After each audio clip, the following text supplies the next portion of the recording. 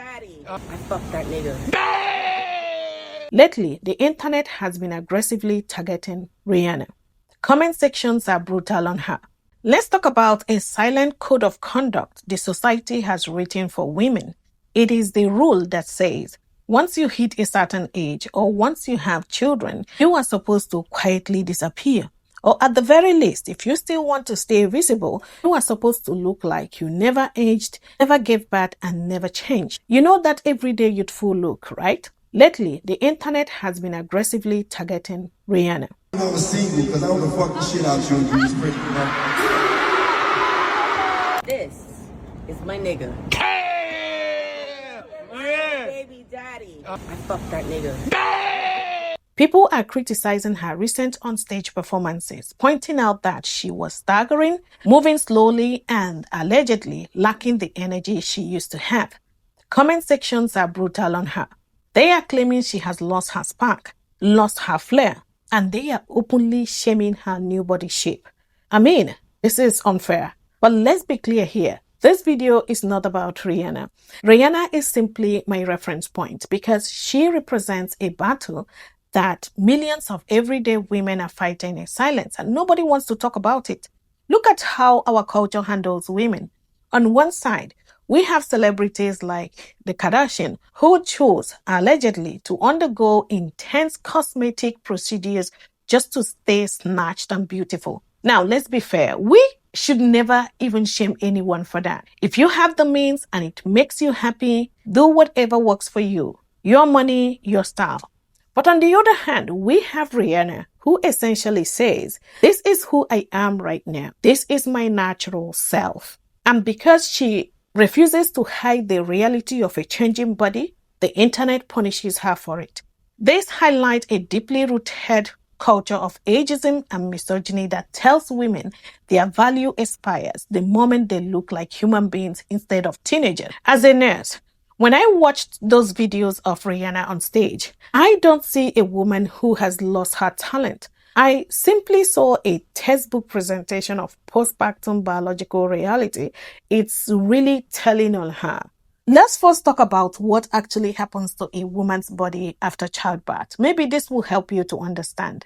There is a term, colloquially in Nigeria, we say football face or chubby face. In healthcare, we understand exactly what that is. It is a combination of massive hormonal shift, significant fluid retention, and metabolic adaptation. Now, when a woman carries and delivers a child, her body goes into a protective survival mode.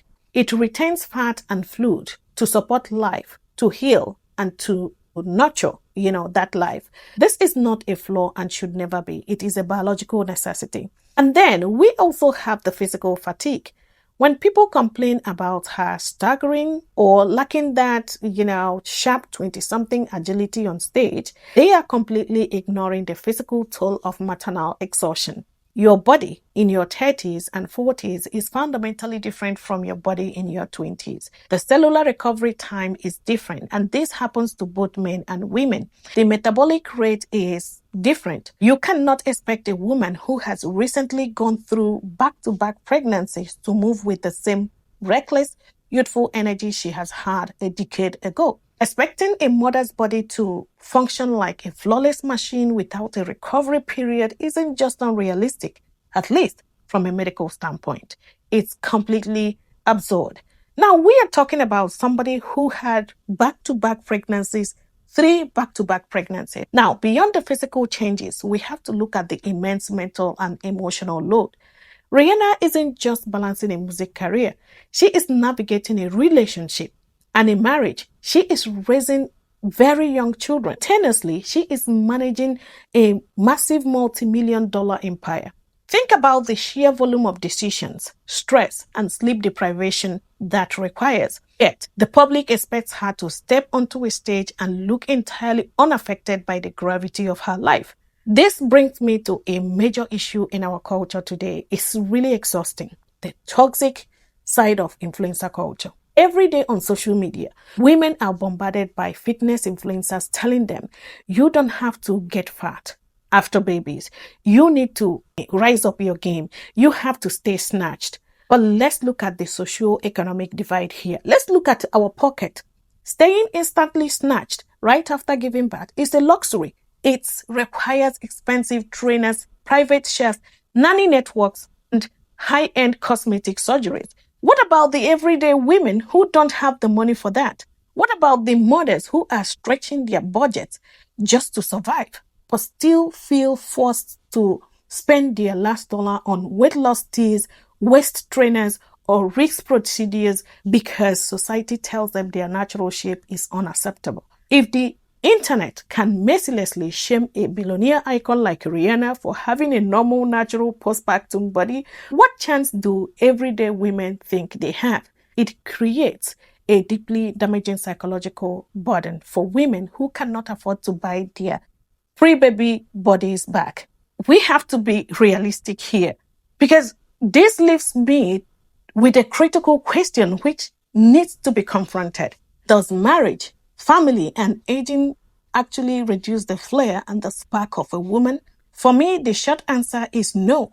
But the society wants you to believe it does. By all means, the prevailing narrative is that once a woman commits to a family or enters her 40s, her vibrant years are over, and she should transition into the background. But what people misinterpret as a lost spark is actually an evolution of an energy.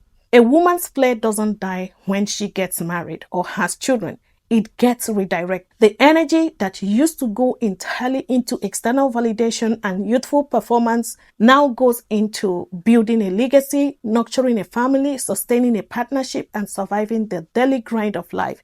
It takes an incredible amount of internal power to show up, to do your job, run your businesses, and raise your family while your body is still healing.